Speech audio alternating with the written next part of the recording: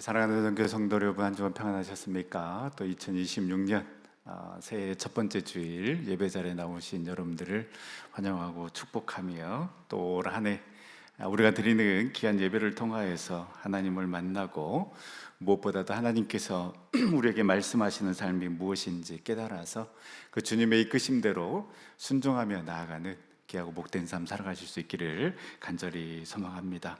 여러분, 2026년 어떤 목표와 계획을 세우셨습니까?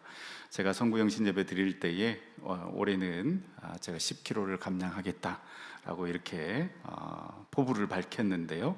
그래서 실패하면 내년 1월 첫째 주 정교인 식사 대접을 하겠다고 약속을 드렸지 않았습니까? 어떤 분들은 목사님 건강을 위해서 꼭 살을 빼셔야 된다고, 꼭 이루시라고 이렇게 말씀해 주시는 분들도 계셨고요. 어떤 분은 목사님 정말 괜찮은데, 진짜 괜찮은데 라고 말씀해 주셨는데 이게 진심인지 아니면 식사 대접하게 하려는 페이크인지 의심이 가더라고요. 또 어떤 분들이 이렇게 물었습니다. 사모님을 알고 계셨던 공약이냐 이렇게 물어보시는 분들도 계셨는데 제 아내는 이미 포기했더라고요. 이게 불가능하다라는 걸 알았는지 아내가 저에게 했던 첫 마디는 7kg만 뺀다고 하지 그랬냐 그러면서 그렇게 식사 대접하고 싶었냐고. 이 말은 반드시 실패할 것이다. 이 남편을 전혀 믿지 못하는 20년을 함께 살았어도 이 믿음 없는 모습, 갑자기 승부욕이 불타올랐는데요. 그러나 저의 마음은 오래가지 못했습니다. 성구영신 예배 마치고 집에 가려고 하는데 둘째가 차 안에서 아빠 배고프다고 햄버거 먹으러 가자고 이렇게 하니까 제가 어떻게 했겠습니까? 여보면 안 된다고, 아빠가 1시간 전에 온 성도들과 약속하지 않았냐고, 그리고 지금 시간이 몇 시인데 라고 했었어야 했는데 차의 방향은 문화센터 사거리에서 집으로 향하는 직진 방향이 아니라 이미 우회전해서 맥도날드를 향해 속도를 내고 있었습니다. 성경 말씀이 생각났습니다. 오라, 나는 공고한 사람이로다. 이 사망의 몸에서 누가 나를 건져내랴. 여러분, 인간은 이렇게 쉽게 무너지기도 하고 또 그 모습에 실망하기도 하지만은 여러분, 작심삼일이라는 말이 있지 않습니까? 그런데 곰곰이 생각해 보면 꼭 부정적인 이야기만은 아닙니다. 또 작심하면 3일은 가는 것 아니겠습니까? 그렇게 한 걸음 한 걸음씩 조금은 다른 삶을 살아가다 보면 어느새 작년보다는 다른 모습으로 성장해 가고 있는 우리의 모습을 발견하게 될 것입니다. 제가 늘 새해 첫 주마다 소개하는 글이 있습니다. 새해의 첫 기적 반칠환. 황새는 날아서, 말은 뛰어서, 거북이는 걸어서, 달팽이는 기어서, 굼벵이는 굴렀는데 한날 한시 새해 첫날에 도착했다. 바위는 앉은 채로 도착해 있었다. 여러분, 2025년 어떤 사람은 건강 때문에, 또 물질 때문에, 가정의 문제 때문에 기어가는 것처럼 너무나도 힘들었던 분들도 있었을 것이고, 왜 또 내 인생은 이렇게 늘 더디게만 갈까라고 생각하는 분들도 있었을 것입니다. 또 힘과 은혜를 주셔서 말처럼 달려가신 분들도 있을 것입니다. 그러나 여러분, 우리 모두는 공평하게 오늘 이 시간에 똑같이 도착했습니다. 여러분, 이것 또한 하나님께서 우리에게 주신 놀라운 은혜인 줄 믿습니다. 늦은 사람도 빠른 사람도 없습니다. 하나님의 시간표 안에, 계획표 안에 우리는 다 포함되어 있는 자녀들입니다. 여전히 2026년 기어가시는 분들도 계실 것이고, 굴러가는 분도 계실 것이고, 달려가는 분도 계실 것이지만 그 모든 시간과 상황 가운데 우리 주님은 여전히 우리와 함께 하셔서 저와 여러분들을 인도하여 주실 줄 믿습니다. 이미 우리는 그 복을 누리고 있는 사람임을 깨닫고 이제 우리를 통하여서 그 큰 일을 행하실 하나님을 기대하며 그 은혜를 받아 누림으로 준비된 자로서 그 사명을 감당하며 나아가는 우리 전생의 모든 성도님들이 다 될 수 있기를 간절히 소망합니다. 2026년도에도 우리는 작년과 동일하게 온 세대가 동일한 말씀을 듣게 됩니다. 각 부서의 설교자는 다르지만 성도님들뿐만 아니라 우리의 자녀들, 또 우리의 손자녀들까지 같은 본문으로 말씀을 듣게 되는데요. 그러므로 인해서 가정에서 자연스럽게 신앙 이야기, 또 말씀 이야기를 할 수 있게 되고, 이를 통하여서 또 가정 예배로까지 자연스럽게 연결되는 은혜가 우리 각 가정마다 있기를 간절히 소망합니다. 동일한 주제의 말씀을 듣고 그 말씀을 가지고 온 세대가 동일하게 기도하면서 2026년 그 하나님의 말씀이 이끄시는 대로 우리가 순종하며 나아갈 때에 우리의 삶뿐만 아니라 우리 전성교회에 우리 모든 성도들, 또 우리 다음 세대 자녀들까지 하나님이 기뻐하시는 귀하고 복된 삶을 살아가게 될 줄 믿습니다. 올해도 이 말씀의 시작이 창세기부터 시작하는데요, 기대하는 마음으로 함께 출발해 보도록 하겠습니다. 제가 여러 번 말씀드리지만 여러분, 우리가 신앙생활하면서 반드시 가져야 될 믿음과 확신이 있습니다. 첫 번째는 구원의 확신입니다. 내가 예수님의 보혈의 피로 말미암아 구원받은 사람이다라는 확신이 우리에게 반드시 있어야 합니다. 두 번째는 임마누엘의 확신입니다. 하나님이 우리와 늘 함께 하신다라는 그 확신과 믿음을 가지고 나아가는 사람의 신앙생활, 삶의 태도는 다를 수밖에 없습니다. 세 번째는 기도 응답의 확신입니다. 내가 간절히 간구하고 그 하나님 뜻에 합당한 기도는 반드시 응답된다라는 확신이 있어야 우리는 하나님 앞에 나아갈 수 있는 것입니다. 네 번째는 복음이 세상을 변화시킨다라는 확신이 있어야 합니다.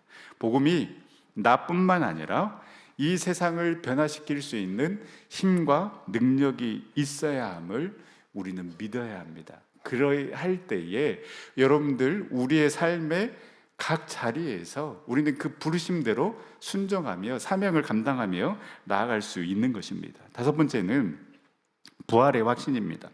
사망 권세를 이기시고 부활하신 주님이 지금도 살아계셔서 내 삶 가운데 여전히 역사하고 계신다라는 그 부활의 확신이 우리 가운데 있어야 합니다. 그리고 마지막으로는 우리가 분명히 믿고 확신해야 될 믿음은 태초에 하나님이 천지를 창조하셨느니라. 창조주 하나님에 대한 확신입니다. 이 하나님에 대한, 창조주 하나님에 대한 확신과 믿음이 있어야 어떻습니까? 우리는 하나님의 경륜에 대한, 그 하나님의 일하심에 대한 온전한 믿음을 가지고 기다릴 수 있습니다. 인내할 수 있습니다. 하나님을 온전히 신뢰할 수 있는 것입니다.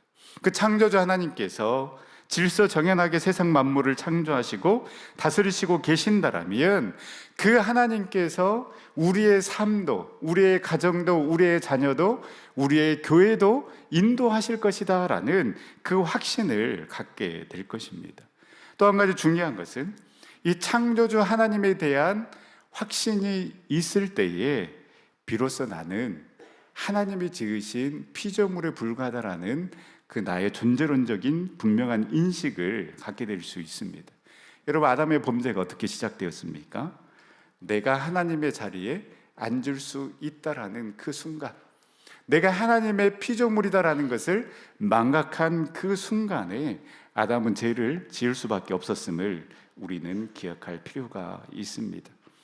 우리가 잘 아는 것처럼 이 창조주 하나님께서 첫째 날은 빛을, 둘째 날은 궁창 하늘을, 셋째 날은 바다를, 넷째 날은 해, 달, 별을, 다섯째 날은 새와 물고기, 그리고 여섯째 날 동물과 사람을 만드십니다. 그리고 창세기 1장 26절 27절에 하나님이 이렇게 말씀하시는데요, 우리 다 같이 한번 읽어보도록 하겠습니다.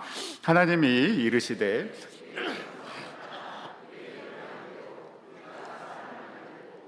그들로 바다의 물고기와 하늘의 새와 가축과 온 땅과 땅에 기는 모든 것을 다스리게 하자 하시고, 하나님이 자기 형상 곧 하나님의 형상대로 사람을 창조하시되 남자와 여자를 창조하시고. 아멘. 여러분, 인간 창조에 있어서 중요한 특징 두 가지 중요한 두 가지 특징이 있는데요. 첫 번째는 하나님의 형상대로 인간을 창조하셨다라는 것입니다. 그리고 두 번째는 지금까지는 말씀으로 하나님께서 천지를 창조하셨지만 인간은 직접 빚으셨다라는 것입니다. 여러분, 우리를 직접 빚으셨다라는 것, 그처럼 그만큼 우리를 사랑하시고 관심이 있으시다라는 것입니다. 여러분, 사랑하면 자꾸 손이 그쪽으로 가게 되어 있습니다. 그래서 저와 여러분은 하나님의 형상대로 창조된 너무나도 존귀하고 귀한 자임을 여러분 믿으시기를 바랍니다. 누가 뭐라 해도 하나님께서 저와 여러분들을 보시고 보시기에 심히 좋았더라 라고 말씀하셨습니다. 여러분, 이 자부심, 이 확신이 있는 사람이 하나님의 자녀라고 할 수 있습니다. 때로는 내 모습에 실망할 수 있습니다. 내가 왜 이럴까? 나는 왜 이 정도밖에 되지 않을까? 여러분, 이런 마음 가지면 가질수록 남들의 평가와 시선에 더 민감하게 반응하게 되는 것입니다. 그냥 일상적인 말인데 나를 무시하는구나, 나를 미워하는구나, 신경질적인 반응을 보입니다. 그러다 보면 어떤 상황, 어떤 맥락에서 말을 했고 행동했고를 생각해야 되는데 그런 거 없습니다. 이제 내 주관적으로 내가 막 편집하기 시작합니다. 그래서 이 생활이 반복되면 점점 오해가 쌓이고 사람들이 나를 피하게 되고, 그러면 나는 점점 고립되고 나 스스로 무너지는 삶을 살아가게 되는 것입니다. 여러분, 남들 시선, 평가에 반응하는 것이 아니라 내가 어떠한 존재인가, 나는 누구로부터 시작되었는가를 묵상하며 다시 힘을 얻을 수 있기를 소망합니다. 시편 139편 13절 14절 말씀인데요, 다 같이 한번 읽어보도록 하겠습니다. 주께서 내 내장을 지으시며 나의 모태에서 나를 만드셨나이다. 내가 주께 감사하옴은 나를 지으심이 심히 기묘하심이라. 주께서 하시는 일이 기이함을 내 영혼이 잘 아나이다. 아멘. 주께서 내 내장을 지으시며 나의 모태에서 저와 여러분들을 만드셨다라는 것입니다. 여기서의 내장은 단순히 우리 몸 안에 있는 장기를 뜻하는 것이 아니라 감정과 생각, 성격과 기질까지 다 아우르는 단어입니다. 하나님은 우리의 몸뿐만 아니라 우리의 마음의 결까지, 삶의 기질까지도 세심하게 엮으신 분이시다라는 것을 보여주고 있습니다. 마치 장인이 씨줄과 날줄을 곱게 엮어 직물을 짜듯 하나님은 그렇게 저와 여러분들을 정교하게 빚으셨다라는 것입니다. 그리고 13절에 이 기묘하다라는 것은요, 이상하다, 신기하다라는 것이 아니라 경이롭다, 너무 놀랍다라는 의미입니다. 너무 하나님께서 저와 여러분들을 잘 만드셔가지고요, 보는 순간 말을 잃어버린 상태, 바로 이것이 기묘하다라는 것입니다. 여러분, 옆에 있는 우리 성도님들 한번 보시기 바랍니다. 신기한 듯 쳐다보지 마시고요, 정말 놀랍다, 할 말을 잃을 정도로 아름답다라는 표정으로 바라보시면서 이렇게 한번 인사했으면 좋겠습니다. 이토록 아름다운데 몰라봐서 죄송합니다. 네, 하나님께서 그렇게 기묘하게 놀라울 정도로 만드셨다는데 왜 우리가 그 사람을, 하나님의 형상대로 창조된 그 사람을 우리가 판단할 수 있겠습니까? 정죄할 수 있겠습니까? 여러분, 우리는 그저 그런 존재가 아닙니다.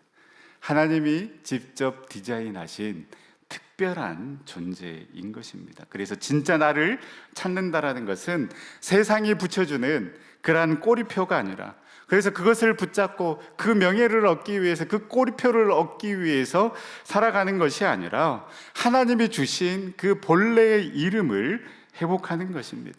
그 본래의 이름, 나는 하나님의 작품이다, 나는 하나님의 형상대로 창조된 존귀한 자다라는 그 믿음과 확신을 가지고 사람의 시선, 사람의 평가가 아니라 그 하나님의 따뜻한 시선과 나를 지으신 사랑을 기억하며 담대하게 우리에게 주어진 그 삶을 살아가는 우리 전생 모든 성도님들 다 될 수 있기를 간절히 소망합니다.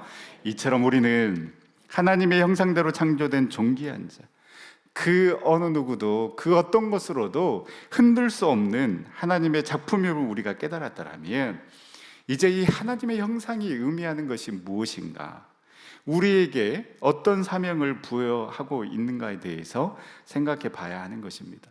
26절 말씀을 우리가 다시 한번 보면, 하나님이 이르시되 우리의 형상을 따라 우리의 모양대로 우리가 사람을 만들고 그들로 바다의 물고기와 하늘의 새와 가축과 온 땅과 땅에 기는 모든 것을 다스리게 하자 하시고, 하나님이 그 하나님의 형상을 따라 사람을 만들자라고 하신 다음에 왜 이 사람을 만들었는가, 그 목적이 바로 나오는데요. 그 목적이 무엇입니까?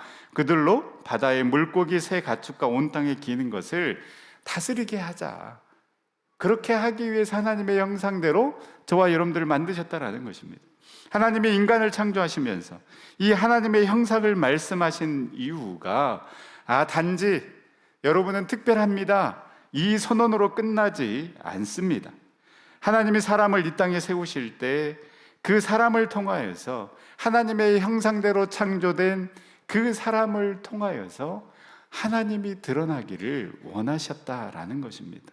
그래서 이 하나님의 형상이 의미하는 바 첫 번째는, 하나님의 형상은 바로 이 하나님을 대표하는 정체성임을 우리가 알아야 한다라는 것입니다. 여러분, 대표한다라는 것은요, 굉장히 무거운 말입니다. 대표는 내가 내 마음대로 살아가는 자리가 아니라 내가 누구를 보여주는 자리이다라는 것을 늘 의식하는 자리입니다. 저는 윤인선 개인으로도 살아가지만은, 그러나 전성교회 담임 목사라는 그 대표라는 그 자리가 참 두렵고 떨립니다. 그렇게 바라볼 수밖에 없습니다. 많은 사람들이 저를 바라볼 때에 그냥 인간 윤인선으로 보는 것이 아니라, 전성교회 윤인선 목사로 바라보기 때문에 내가 하는 말이, 내가 하는 행동이 다 전성교회에 영향을 미치게 되어 있습니다. 어디 저뿐입니까? 전성교회 장로, 전성교회 권사, 전성교회 안수집사, 전성교회 성도라는 것은요, 여러분들의 말과 여러분들의 행동이 전성교회를 나타내는, 전성교회를 드러내는 그러한 자리이다라는 것입니다. 우리가 하나님의 형상대로 창조되었다라는 말은, 우리가 하나님이 되는 것은 결코 아닙니다. 하나님과 동일한 신적 존재가 된다는 것도 아닙니다. 우리는 말씀드린 것처럼 창조주에 의해서 만들어진 피조물에 불과합니다. 그러나 하나님은 저와 여러분들을 자기 형상대로 세우셔서 이 땅에서 하나님의 선하심과 하나님의 사랑, 그 하나님의 지혜, 그 하나님의 거룩이 드러나도록 하나님의 형상대로 사람을, 저와 여러분들을 만드시고 창조하셨다라는 것입니다. 그래서 우리가 하나님의 형상대로 창조되었다는 것, 존엄이자 소명입니다. 즉, 너는 하나님의 형상대로 창조되었기 때문에 너는 너무나도 존귀한 자다라는 선언입니다. 그렇기 때문에 우리는, 저와 여러분들은 세상이 주는 그 값으로, 세상의 그 평가로 평가할 수 없는 그러한 존재다라는 것입니다. 능력으로, 돈으로, 외모로, 성과로 인간의 가치를 정하지 말고 이러한 것들에 일희일비하지 말라는 것입니다. 신경 쓰지 말라는 것입니다. 하나님의 형상대로 창조된 존귀한 자라는 그 믿음과 정체성을 가지고 살아가라는 것입니다. 동시에 하나님의 형상대로 창조되었다는 것은 너는 부름받았다라는 명령입니다. 너 자신만 대표하는 사람이 아니라 하나님을 대표하여서 하나님을 드러내고 하나님을 나타내는 사람으로 살아가라는 것입니다.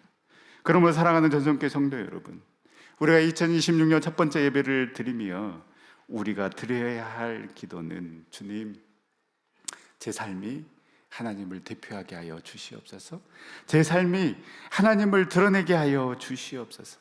내 말이 하나님을 드러내고 하나님을 대표하게 하여 주시고, 내 결정, 내 선택을 통하여서 하나님이 보이는 그러한 삶을 살아가게 하여 주시옵소서. 그렇게 하나님의 형상을 회복하는 삶을 살아가는 이 2026년이 되게 하여 주시옵소서. 그렇게 기도하며 결단하며 나아가는 저와 여러분들이 될 수 있기를 간절히 소망합니다. 그래서 27절에 보면 이 대표성은 특정한 사람에게만 주어진 것이 아님을 분명하게 못 박습니다. 하나님이 자기 형상, 곧 하나님의 형상대로 사람을 창조하시되 남자와 여자를 창조하시고, 여러분, 하나님의 형상은 어떠한 성별, 어떠한 세대, 어떠한 능력자에게만 붙는 배지가 아닙니다. 하나님은 누구도 외에 없이 누구도 열등하지 않게 모두를 하나님의 형상대로 세우셨습니다. 그러므로 이 새해 첫 주일 우리가 붙들어야 할 결론은 이것입니다. 나는 하나님의 형상대로 창조된 존귀한 자이고, 그래서 하나님을 대표하도록, 하나님을 드러내도록 부름받은 사람이다라는 것. 그래서 사람의 평가에 흔들리지 아니하고 그 하나님이 주신 그 정체성을 붙들고 우리의 삶이 하나님을 드러내고 우리의 말이 하나님을 드러내고 내가 하는 그 모든 선택과 결정이 하나님을 드러내고 하나님을 보이게 하는 그러한 삶을 살아가기로 결단하는 우리 전생 모든 성도님들 다 될 수 있기를 간절히 소망합니다. 그런데 여러분, 성경은 여기에서 멈추지 않습니다. 26절과 28절 말씀에 보면 하나님은 하나님의 형상대로 지으신 사람에게 곧바로 다스리라 라는 사명을 맡기십니다. 그래서 이 하나님의 형상이 의미하는 두 번째는, 이 하나님의 형상은 우리에게 청지기적인 다스림으로 살아가라고 명령하고 있는 것입니다. 우리 사랑하는 전국의 성도 여러분, 이 하나님의 형상은 어디에서 드러납니까? 바로 이 다스림에서 드러납니다. 그런데 여기서 우리가 먼저 정리해야 될 것이 있습니다. 창세기 1장 28절 정복하라, 다스리라 라는 말을 듣고 그러면 우리 마음대로 지배하면 되는구나 라고 이렇게 생각합니다. 그러나 성경은 마음대로 다스리라고 그러한 권한을 우리에게 준 적이 없습니다. 왜냐하면 여러분, 이 다스림은 하나님의 형상 안에서 주어진 다스림이기 때문에 그렇습니다. 다시 말해, 하나님의 형상대로 다스린다라는 것은 하나님을 대표하는, 하나님을 드러내는 방식으로 다스린다라는 것을 의미하는 것입니다. 여러분, 이 성경의 배경을 조금만 알면 이 말의 무게가 더욱더 분명해집니다. 고대 근동 세계에서 이 신의 형상이라는 표현은 극소수 왕에게만 붙여졌던 호칭입니다. 이 왕만이 신의 대리인으로 여겨졌고, 왕의 동상은 그가 부재한 자리에서도 통치와 현존을 상징했습니다. 그러니까 보통 사람들은 그냥 지배받는 존재, 그냥 노예에 불과했습니다. 그런데 창세기는 놀랍게도 선언합니다. 모든 인간, 하나님께서 지으신 그 모든 인간들은 하나님의 형상대로 창조된 자라고 이야기하고 있습니다. 특정 지배층만이 아니라 우리 모두가 이 땅에서 하나님의 주권을 드러내는 왕적인 존재라는 것입니다. 혁명적인 선언이라고 할 수 있습니다. 그렇다면 모든 인간이 왕이라는 말은 무슨 뜻입니까? 이 말은 내가 만나는 그 사람 역시 하나님을 대리하는, 하나님을 대표하는 존엄한 왕이라는 뜻입니다. 하나님의 형상대로 지음받은 우리는 서로에게 군림하는 자가 아니라 서로를 왕으로 대우하며 섬기는 동역자가 되는 것입니다. 내 고난은 타인을 착취하는 힘이 아니라 그 사람이 하나님의 형상대로 살도록 돕는 책임이 우리 가운데 있는 것입니다. 그래서 성경은 이 다스림의 방향을 창세기 2장에서 더욱더 분명하게 보여주고 있는데요, 하나님이 사람을 에덴 동산에 두시면서 이렇게 말씀하십니다. 창세기 2장 15절 말씀에 보면 여호와 하나님이 그 사람을 이끌어 에덴 동산에 두고 그것을 경작하며 지키게 하시고, 경작하며 지키게 하시고, 단순히 농사를 지었다라는 말이 아닙니다. 이 경작하다라는 말은 섬기고 지켰다라는 의미입니다. 다시 말해, 하나님이 맡기신 세상을 섬김으로 가꾸고 보호함으로 지키는 것, 여러분, 이것이 다스림의 방향이다라는 것입니다. 주인이 아니라 청지기로, 파괴가 아니라 보존으로, 착취가 아니라 돌봄으로, 굴림이 아니라 섬김으로 살아가도록 저와 여러분들을 하나님의 형상으로 만드셨다라는 것입니다. 그러므로 우리가 하나님의 형상대로 다스린다라는 것은 내게 맡겨진 그 영역을 살리고 세우고 보호하고 회복시키는 방식으로 책임지는 것입니다. 우리의 삶에 이 부분을 적용해 본다면, 여러분, 부모는 자녀를 다스립니다. 그렇다면 여러분, 저와 여러분들은 우리의 자녀들을 어떻게 다스리고 있습니까? 내 소유처럼 지배하고 있습니까? 아니면 생명을 살리는 돌봄으로 양육하고 있습니까? 부부는 가정을 다스립니다. 그런데 여러분 어떻습니까? 서로 통제하고 있습니까? 아니면 서로를 세우는 섬김으로 여러분들은 다스리고 있습니까? 직장에서도 다스림이 있습니다. 그 말 한마디, 태도 하나가 사람을 살리기도 하고 무너뜨리기도 합니다. 교회에서는 직분이 곧 다스림의 자리입니다. 그런데 그 직분은 굴림의 면허가 아니라 공동체를 살리라는 그 돌봄의 책임으로서의 다스림이다라는 것입니다. 그래서 우리는 돌아봐야 하는 것입니다. 나는 주님께서 나에게 맡기신 사람들을 살리고 있는가? 나는 내가 속한 공동체를 세우고 있는가? 나는 내가 가진 힘을 어디에 어떤 방식으로 사용하고 있는가? 사랑하는 전원교회 성도 여러분, 새해에는 내 방식의 통치를 내려놓고 우리는 하나님의 형상대로 창조된 존귀한 자이니 그 하나님의 형상대로 내가 서 있는 그 자리에서 내가 하나님의 형상대로 다스리겠습니다. 그래서 정말로 부부가 살아나고 자녀들이 살아나고 우리 공동체가 살아나고 우리 성도들을 살리는, 그 보호하는, 책임지는 그러한 다스림으로 나아가는 우리 전생의 모든 성도님들이 다 될 수 있기를 간절히 소망합니다.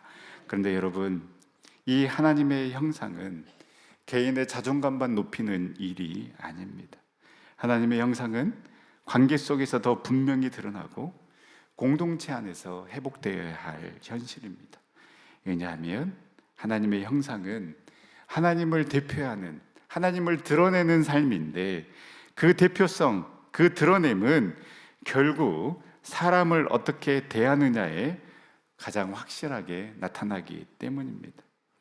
하나님께서 부르셔서 함께 공동체를 이룬 그 성도들을 내가 어떻게 대하고 있는가, 내가 어떻게 바라보고 내가 어떻게 말하고 있는가가 내가 하나님의 형상대로 살아가고 있는지 다 드러날 수밖에 없는 것입니다. 그래서 여러분, 교회는 무엇입니까? 서로를 평가하는 곳이 아니라 서로를 하나님의 형상으로 다시 대하는 곳입니다. 세상은 우리를 성과로, 능력으로, 쓸모로 나누지만 교회는 이렇게 고백해야 하는 것입니다. 당신은 하나님이 지으신 존귀한 사람입니다. 당신은 하나님을 대표하도록 부름받은 사람입니다. 이 고백이 살아있는 공동체는 누군가 넘어질 때 정죄하지 않고 판단하지 않습니다. 다시 일어설 수 있도록 손을 잡아줍니다. 누군가 기뻐할 때 시기하지 않습니다. 함께 웃어줍니다. 누군가 울 때 외면하지 않습니다. 함께 울어줌으로 말미암아 하나님의 형상을 서로 회복하는 그런 모습으로 나아가는 것입니다. 사랑하는 전은교회 성도 여러분, 올해 우리 교회 표어가 함께 웃고 함께 우는 돌봄 공동체입니다. 감성적인 문장이 아니라 이 하나님의 형상을 우리 공동체 안에서 회복하라는 하나님의 부르심입니다. 이제 우리가 이 형상을 하나님께서 보내주신 너무나도 귀한 사람들을 통하여서 함께 이 형상을 회복하며 나아가 봅시다. 목장에서 한 사람의 그 이름을 더욱더 불러줘 봅시다. 또 한 사람의 형편을 더 물어봐주고, 또 한 사람을 위해서 더 기도해주고, 그리고 무엇보다도 그 한 사람 한 사람을 그 하나님의 형상으로 대하면서 나아가 봅시다. 그때 우리는 조직이 아니라 사랑으로 움직이고, 프로그램이 아니라 돌봄으로 함께 서고, 무엇보다도 세상이 우리를 통하여서 하나님을 보게 될 것입니다. 그러면 사랑하는 전성교회 성도 여러분, 2026년 새해에는 우리가 서로를 하나님의 형상으로 존귀 여기면서 함께 웃고 함께 울며 돌봄으로 하나님의 형상을 회복해 나가는 우리 전성교회, 우리 전세계 모든 성도님들이 다 될 수 있기를 간절히 소망합니다. 우리 시간 함께 찬양하며 기도의 자리로 나아갈 때 하나님, 나의 모습 받아 주시옵소서. 내가 존귀한 것처럼 하나님, 내 옆에 있는 성도도 존귀한 줄 믿습니다. 그 하나님의 형상을 회복하여서 우리 모임 가운데 그 하나님의 형상을 드러내고 하나님을 대표하고 하나님을 나타내는 아름다운 모습으로 함께 웃고 함께 우는 우리 전생의 모든 성도님들 공동체 되어줄 수 있도록 우리를 인도하여 주시옵소서. 그 결단하는 마음으로 함께 찬양하며 나가도록 하겠습니다.